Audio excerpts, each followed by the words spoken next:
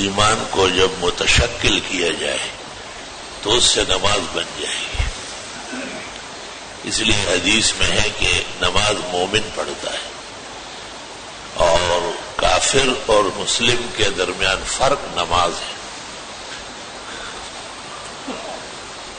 دیکھو ہر عبادت ایک حد میں ہے. جیسے رمضان شریف کا مہینہ ہے بخیر و عافیت اللہ تعالیٰ پورا فرمائے. حج زندگی کا ایک فریضہ ہے. زکوٰۃ سال میں ایک دفعہ صاحب نصاب پر فرض ہوتی ہے. لیکن نماز دن میں 5 دفعہ فرض قطعی. اور پھر فقہا کہتے ہیں کامل نماز جماعت سے پڑھنے کی. پھر پیغمبر کو اللہ فرماتے اذا كنت فيهم فاقمت لهم الصلاة، آپ جب تک ہو خود پڑھایا کریں. مرض الوفات میں آپ نے اجازت دے دی کہ ابو بکر پڑھا لے، اور جب آپ نے کچھ افاقہ محسوس فرمایا اور تشریف لائے عباس اور علی کے سہارے سے، تو حضرت ابو بکر پیچھے ہٹے اور آپ خود مصلی پہ آئے. آپ تکلیف میں تھے اور بیٹھ گئے، لوگ پیچھے کھڑے تھے، آپ کی آواز مشکل سے ابو بکر سنتے تھے، اور پھر ابو بکر تکبیرات اٹھاتے تھے اور لوگ سنتے تھے.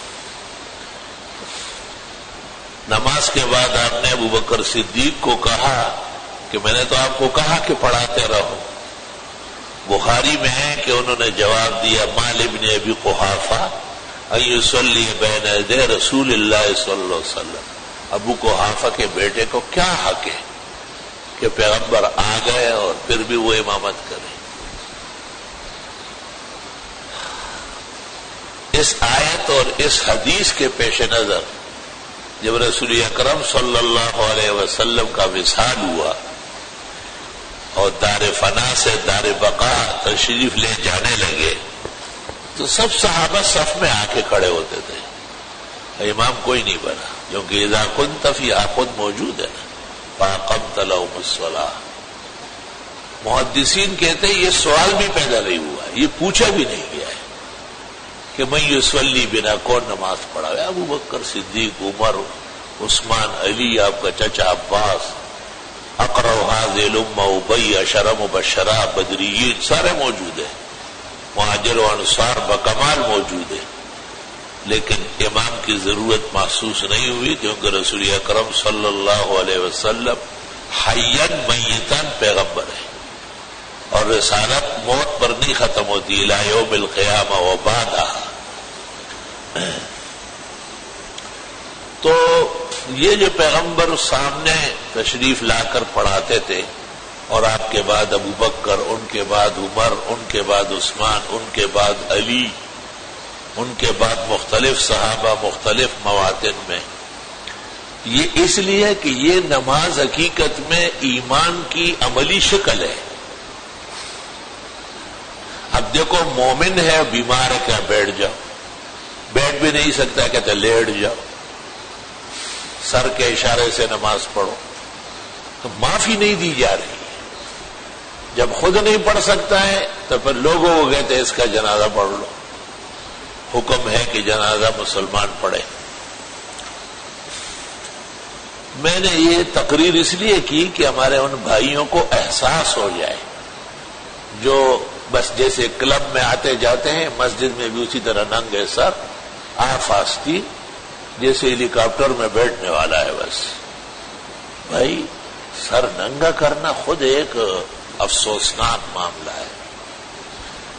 بزرگان دین نے تو لکھا ہے کہ کھانا کھاتے وقت بھی سر ڈھکا ہوا ہو، بیت الخلاء جاتے ہوئے بھی سر ڈھکا ہوا ہو، گاڑی چلاتے ہوئے بھی سر ڈھکا ہوا ہو. پلنگ اور بستر پر ہمارے بزرگ باقاعدہ صافہ باندھ کے لیٹتے تھے. تو جیسے ہلکا سمجھا جا رہا ہے ایسا ہلکا نہیں ہے، زوردار مسئلہ ہے. 1400 سال سے جو نماز ہمیں آئی ہے وہ عمل کے ساتھ آئی، صرف ایک فرضی رسم نہیں ہے. پیغمبر پورے مدینے کی زندگی میں مسجد نبوی میں خود پڑھاتے تھے. خلفاء کا پہلا کام لوگوں کی امامت کا تھا، اور امام ابو حنیفہ اور امام بخاری کہتے ہیں کہ اہل العلم والفضل احق بالامامہ، علماء فضیلت والے ہیں، یہی نماز پڑھایا کریں۔ علماء سے کیا کروانا ہے؟ عالم جانتا ہے کہ ادب کیا ہے، سنت کیا ہے، لوگوں میں کیا کمی کوتاہی واقع ہو رہی ہے۔ یہ وہ لوگ جو صرف قرآن یاد کر چکے ہیں یا حفظ و تجوید پڑھیں، ان کا میدان نہیں ہے، وہ اپنے آپ کو نہیں سنبھال سکتے۔ کاش کہ ائمہ دین اور ہمارے زمانے کے علماء اس کا احساس کر لیتے اور کم از کم نماز سے پہلے یا نماز کے بعد اعلان کرتے کہ بھائیو سر ڈھکا کرو، بغیر کسی عذر کے سر ننگا کرنا، تجھے ڈر لگنا چاہیے کہ آپ کے سر پہ کینسر نہ نکلے اور ہمیشہ کے لیے ٹوپی سے محروم ہو جاؤ۔ آستینوں والے نکل آئے، بھائی کونیوں تک قمیص کا ہونا ضروری ہے، یہ لباس آپ کا کھیل کا تو ہے، ورزش کا تو ہے، یہ نماز کا نہیں ہے۔ اور ایسا ایک لباس جب پیغمبر کو دکھایا گیا، آپ نے کہا ھذا لا ينبغی للمتقین، اللہ سے ڈرنے والے ایسے کپڑے نہیں پہنتے۔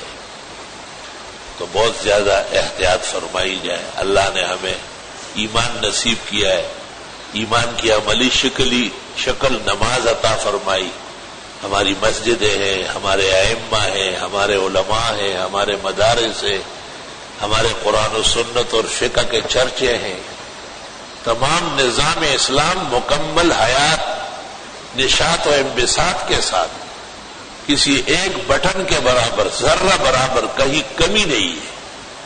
تو جب اتنے کامل و اکمل دین کے ساتھ ہماری وابستگی ہے، قلباً لساناً عملاً فعلاً حالاً معلاً، تو ضروری ہے کہ ہمارے انداز میں کچھ فرق آ جائے اور ہم سر ڈھکنا شروع کریں اور ہم آستینوں والی قمیص پہنے۔ یہ آف آستینوں والی میں نماز مکروہ ہے، احتیاط فرمائیں۔